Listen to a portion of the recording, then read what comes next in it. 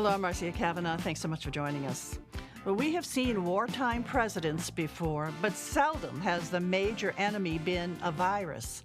This week, a new president prepared to lead the charge at the same time that cities, including New Orleans, had memorial services to remember those who have fallen. We'll look tonight at who was whom locally at the inauguration, as well as who is competing to be the new congressmember from the New Orleans area. We'll also look at the Saints after a heartbreaking loss, and the Pelicans falling short of expectations. All of that plus the return of the Blue Bikes are on the schedule for tonight's Informed Sources. Errol Laborde, producer of Informed Sources. Jessica Williams, reporter, the New Orleans Advocate, the Times-Picayune. Jeff Duncan, sports writer for the Athletic website and WVUE TV Channel 8. And Tyler Bridges, reporter for the New Orleans Advocate, the Times-Picayune. Let's come over to Jessica first. And this was, a week of a new president being inaugurated, but also during this time remembering what the virus has done, what the virus has taken, and there were memorials around the country, including in New Orleans. You wrote about ours. Yes, on Tuesday, New Orleans was invited by President Biden and Vice President Harris to participate in a memorial service just honoring the 400,000 people across the nation who have lost their lives to COVID-19. Cities across the country at 4:30, at the same time that Vice President Harris and President Biden lit the Lincoln Memorial Reflecting Pool, had their own ceremonies where they lit buildings in tribute. They laid wreaths in New Orleans on the steps of Gallier Hall. James Andrews played I'll Fly Away in honor of the 700 victims that we lost, and white flags were placed all over the lawn of Lafayette Square. It was a really touching ceremony. The mayor talked, she was the keynote speaker, and talked about the people who she knew who died from the virus, her sending out cards of condolences to each family member of the victim as soon as she was notified of it, speaking about this really being a teachable moment for citizens who are still here to continue to follow the restrictions that have been set in place to help save lives. Of course, in the beginning of this whole pandemic, New Orleans was really, really hit hard, and we saw so many people, we lost so many people, just, and continue to, certainly right at the beginning. And Councilman Banks, Jay Banks, also spoke, and I read what you wrote about that. Why don't you tell us what he had to say? It was really heartbreaking to talk with him because so many of his close friends, family members, neighbors, members of the Social Aid and Pleasure Club that he is a member of, the Zulu organization, were hit hard by the disease, were hit early. It tended to affect drastically people who had pre-existing conditions in the very beginning. Several of his friends who had diabetes or high blood pressure. Really, one guy that he described knowing for years and being a member of his fraternity, Larry Hammond, who was another former King Zulu, really found out that he had COVID, and within days he died after going to the hospital, being on the ventilator. There was not much that could be done. And it was just really, on Monday, it was really a reminder with each of the white flags that were laid out, just a testament to how many people we have lost to the virus. And the city has mentioned that it is a temporary tribute that they had set up at Gallier and Lafayette Square, but they would like to create a permanent tribute in the coming months to honor each and every life lost. Here at WYES, we lost one of our team members, Mr. James, we called him James Mather, and the virus just took him so quickly, and we're still heartbroken over it. And with this memorial that was set up, the public was asked also to come leave some mementos too. Did they do that? They did. If you passed in front of Gallier Hall in the days leading up to Monday, really over that weekend, you would see people that were laying pictures, some folks who laid cards. The Superdome was also lit up that night to honor the lives that were lost, and churches also rang their bells to honor and pay tribute to each person who had died at the same time that this similar memorials were happening around the country. And of course, we're still in the battle. It's not over. And so we want to try to keep from losing any more. 25,000 cases overall and 709 dead in New Orleans as of today. And that's even as we're still struggling to get vaccines rolled out. Some members of the public have gotten them, but as we know, it hasn't been distributed to the wider population yet. Yeah, there's been some difficulty in getting those doses out because there's a limited number of doses that are coming in. There's a limited number of doses, and we're prioritizing our healthcare workers. And just now, folks over 70, I remember talking actually with my aunt today, and she finally got on the list to get her vaccine, but it took quite some time, and she was notified that it would be weeks before she would be able to actually get the appointment scheduled. But she was on the list, she is on the list, and she's hopeful that she'll receive her first dose soon. Yeah, it can be challenging. People need to just persevere and keep at it because they will get that appointment if they just keep trying. But I know it's been stressful for a lot of folks to try to get that appointment for the vaccination. But we're going to, just keep working at it. Wear masks, wash hands, social distance. We keep hearing that. All right, thanks a lot, Jessica. Tyler, over to you. We did have a presidential inauguration this week. Who from Louisiana was there? Yeah, there were some interesting people. Obviously, much of the congressional delegation was there. The governor went up there with his son, John Miller. 175 members of the Louisiana National Guard there. The most interesting news in terms of the inauguration, at least for me, was the pairing of Steve Scalise, who he chose to invite. Every member of Congress was allowed to invite only one member, or have one guest, given the pandemic. And his guest was Donna Brazile, who was originally from Kenner and became the chair of the Democratic National Committee. Was Al Gore's, managed his campaign for president in 2000. So they were something of an interesting couple there, sitting not too far away from where the president was inaugurated. That's really interesting that the two of them went together. But, I read your piece about it, and as they both have different maybe political stances, they still work for one common goal, and they're both Louisianians, too.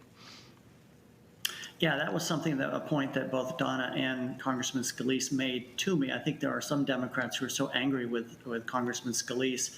Remember, he was among the 147 members, Republicans, who voted to overturn the election on January 6th, even though there was not evidence of voter fraud to do so.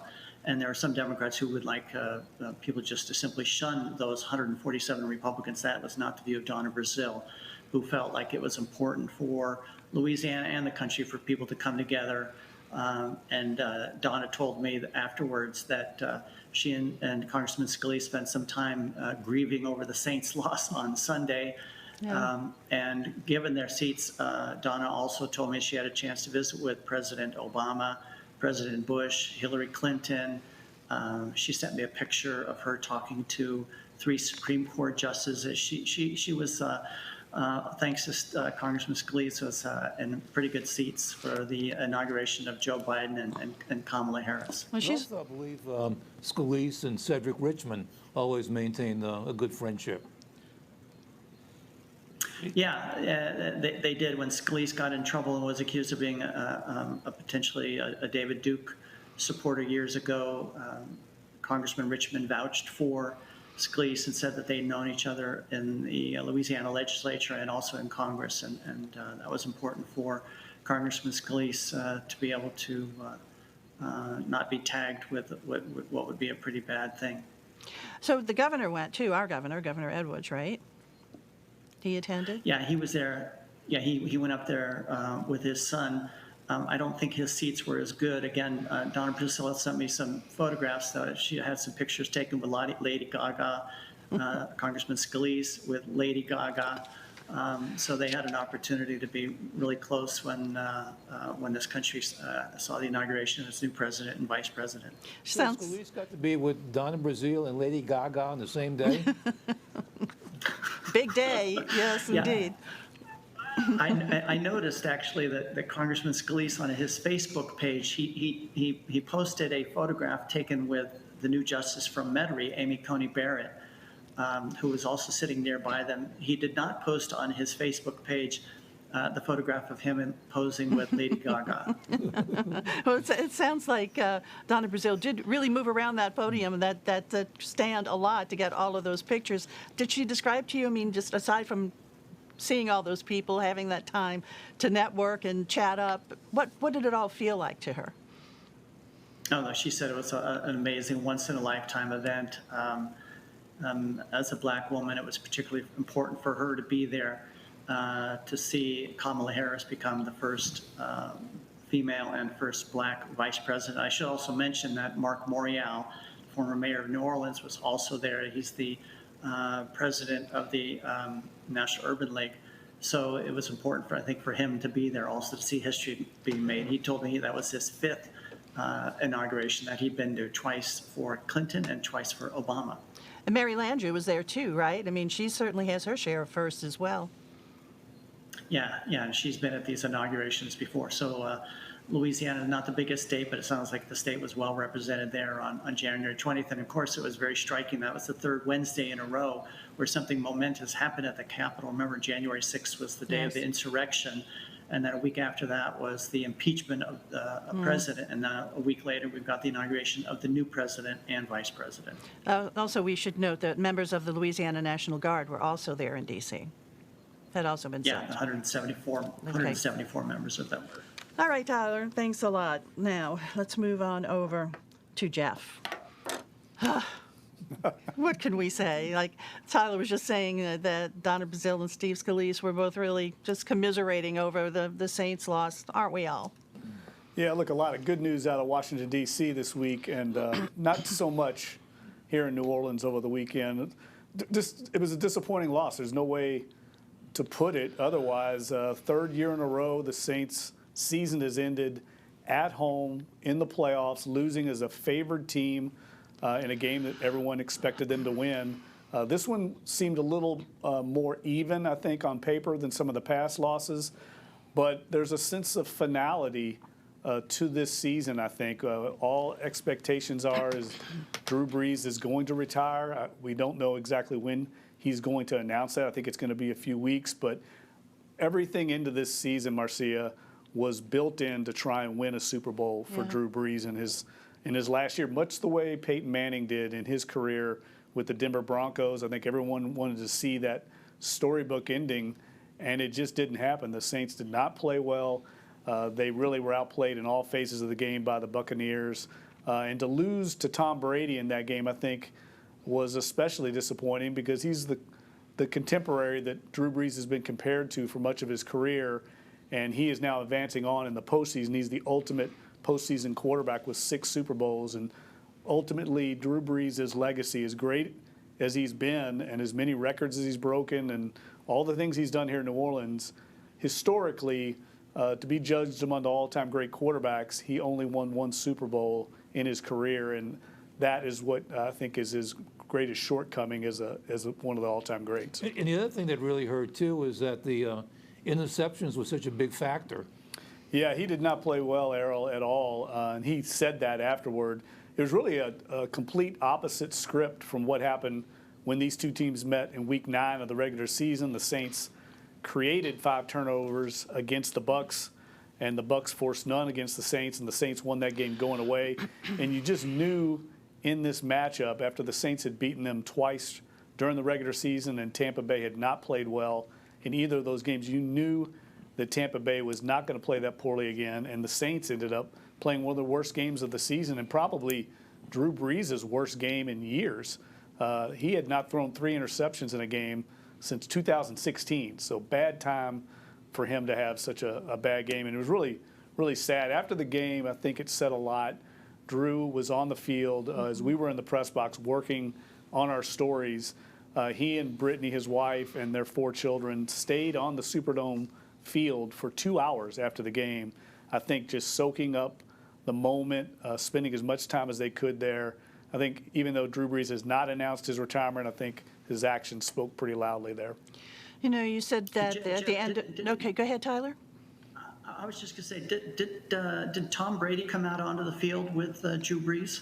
Yeah, he did, as he was making his way out to the loading dock to get on the bus. And they're good friends, Tyler. I mean, they have the same off-season training coach. They spend a lot of time out in California together. They've been friends all the way back since the Big Ten days when Tom Brady was at Michigan and Drew was at Purdue. And they're 2 of the greatest players of their era. And so they relate on a lot of different levels. And Tom spent a lot of time with the family. I think it was a good 10 minutes before he went to the bus, and even threw a little touchdown pass to Balin, Drew's oldest son. So I'm sure that was a great moment for that whole family.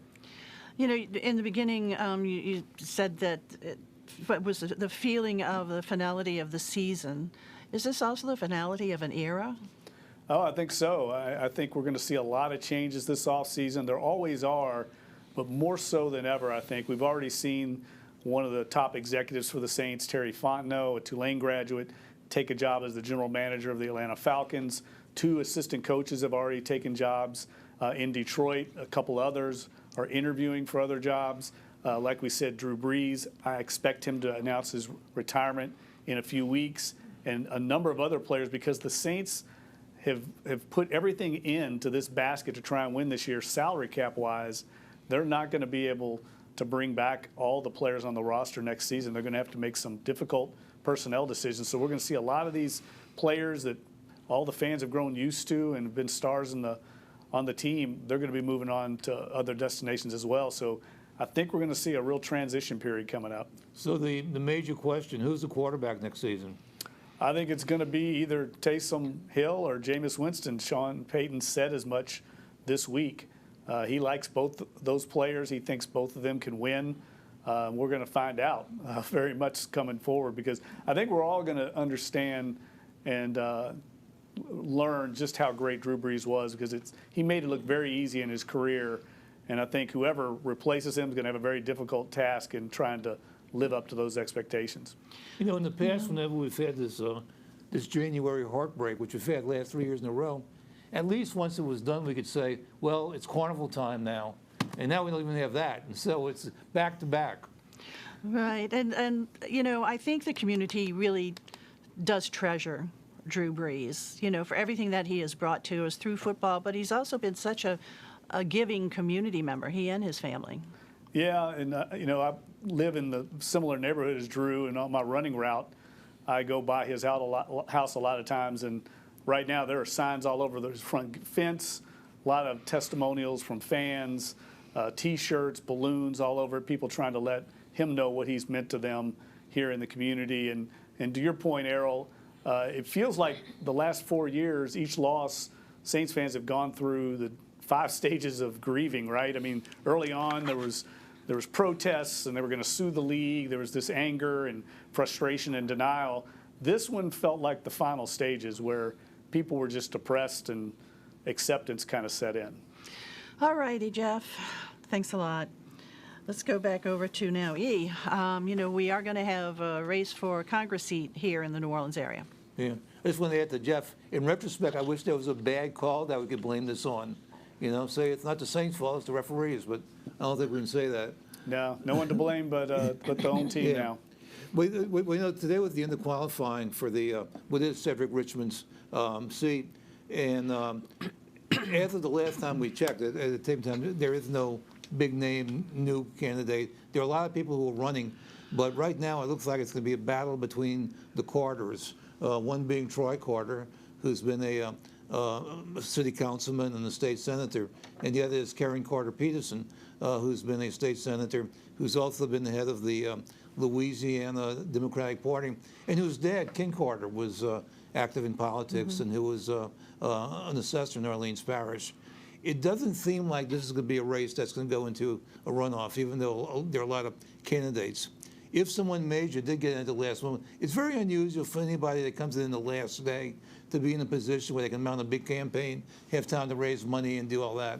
And so I feel it looks like it's going to be this two-person race. This district, the 2nd Congressional District, has it's had its place in in history. This used to be in the 1960s. This was Hale Boggs's district, and were it not for that tragic crash in Alaska, he was on the way to being Speaker of the House. And then, of course, later it became Bill Jefferson's district, and Jefferson was a very controversial figure in his own way. You know, the way congressional politics works is that they try to divide the districts evenly by population. And the way it is in Louisiana, we have 6 congressional districts. So imagine the state divided into 6. But the population distribution isn't always even I mean, the number is. And so there's always, in every congressional district, there are some parts of a congressional district that really don't have the strength that other parts do in terms of the population. So usually, if there's an urban area within the district, they have a little bit more of an advantage. And I think that's what happened in this case, that this district, it has a big segment of Orleans Parish, and it's no surprise that you know two front runners from Orleans Parish. Then it goes up the river and it goes up into Baton Rouge. And it is a district that was designed to have a black majority. And it certainly is going to deliver on that. It always has. It's going to be it's been a Democratic district, and it's a black majority district. But the lines were drawn that way. Election in March. Election is March 20th. Okie doke. All right, Eve, thanks a lot. Let's go back over to Jessica right now. And blue bikes going to make a return. They are. The administration in New Orleans has promised that the public bike share system, which we had since about December of 2017, and we saw that go away, become a casualty of the coronavirus pandemic and the restrictions, will be coming back in September. Now, it's not going to be the same bike share program we all remember. It'll be pretty much reduced. The previous owner that was in charge of the program got sold to a new company.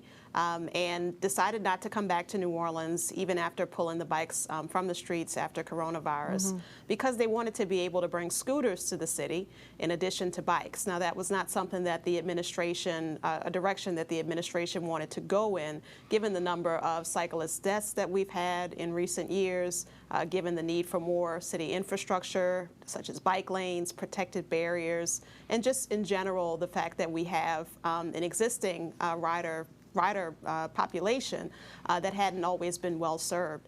So that company went away. We've got a new nonprofit who is coming in called Blue Crew that says that it wants to do 350 bikes by September and 725 bikes within 4 years. Now, this will be a nonprofit group. It's not clear yet if we're going to see these bikes and whether or not they're going to be electric or whether they're going to be the traditional pedal bikes that, if you remember, back in 2017, we started out with before they went to electric earlier this year, Were they early all in 2020. Were they all electric, or were there some pedal bikes too? They were all electric as of 2020. The very first half of 2020, they converted to bikes that speed up to about 20 miles an hour. And the prices also went up on the bikes. So that's one other thing that's not been set in stone yet, is how much it's going to cost to ride them. The city has said that it's going to bring back the pay-as-you-go plan, a low-income plan for riders who have lower incomes and who pay a set fee per month, and then a monthly plan. But it's not it's not known yet what those prices are going to be and also how the bikes are going to look. The head of the program, the nonprofit, has said that they're still raising money, they're still trying to work all those details out, but they're very excited about returning to the city in September. Well, before the program went away, it had gotten really popular. When will this restart? They're looking at doing it in September of 2021, and gradually it's going to be 350 bicycles at 3 stations with several, dozens of bike parking spaces around the city. Now, where those locations are going to be, that's going to be decided in cooperation with the city, but they haven't made that announcement yet. But they're looking at starting the program small and eventually growing it back up to about half of what it was. A lot of the locations are still there from the previous program. Right. They still have the hubs that you can see in downtown especially. You can see those blue hubs that they set up. Okay, thanks a lot, Jessica. And let's go over to Jeff now to wrap it up. Pelicans, tell us about them. Well, I wish I could bring you some good news, but it's even worse with the Pelicans than it was with the Saints. They've only won 1 of their last 8 games. They're out on the West Coast right now on a 6-game road trip at the very end of this road trip, but they've only won 1 of those first 5 games. So right now they're 5-9 overall, one of the worst records in the league, and it's extremely disappointing. There's a lot of trade rumors surrounding the team. I think David Griffin, the general manager, and first-year head coach Stan Van Gundy are probably going to collaborate once they get back from this road trip and come up with some potential transactions to bolster this roster, because right now it just is not working. It's been very disappointing, and not only is the team not winning, but they're very boring, frankly. I mean, they don't play a very exciting style of game. And whatever you want to say about the Saints, they've always been very exciting in the Sean Payton, Drew Brees era. A lot of fans right now turned off by just kind of how milquetoast their style of play is. What's the problem? Well, they've not meshed very well. I mean, they brought in some new parts. They traded Drew Holiday in the offseason, one of the key players on the team, and brought in a couple of new faces, and they're still trying to mesh. And I think Lonzo Ball, their point guard, has really lost his way this season. He had the best year of his career last year. He's been the subject of a lot of trade rumors. That could be affecting his play on the court. But I expect at some point him to be traded because it is not working right now. The fit on the court, this team has not meshed all the different parts. They're not very deep. They can't afford very many injuries. So recently we saw Zion Williamson miss a game because of COVID protocols, and they just can't afford that right now because they don't have enough quality players to overcome it. But there is a chance for a turnaround. Sure. They come back home after this game on Saturday in Minneapolis, and they have 6 games at home, a 6-game homestand, and they need to make hay. They need to win the majority of those games to kind of get some momentum back, get some confidence back, and get some energy back with the fan base, because right now they've really kind of turned people off. All right. Well, let's hope they do that then. Turn it around, I mean. Okay, let's go around the table now and talk about other stories. E, start with you. Well, 2 developments in Carnival today. There will be the Floats in the Oaks program, kind of patterned after the Christmas program in City Park, where different crews will have floats and people can drive by and see it. And the crew of Muses announced the program where they're going to raffle off their famous shoes at different bars and places as fundraisers for the workers and bartenders who are losing out during this period. All right, thanks a lot, E. Tyler.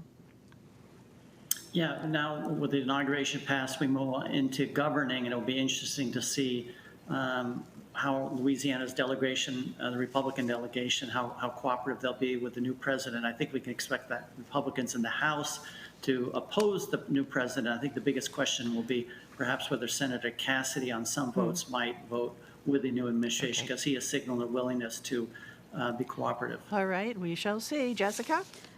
53 people applied to replace Jason Williams on the city council 11 days after he was sworn in as DA. The council's going to select some finalists on Tuesday and pick one, and if it can't in the next month, the selection will fall to the mayor. Okie doke. Jeff, wrap up with you. Yeah, there is some positive news in the sports world. You might not have noticed LSU men's basketball team.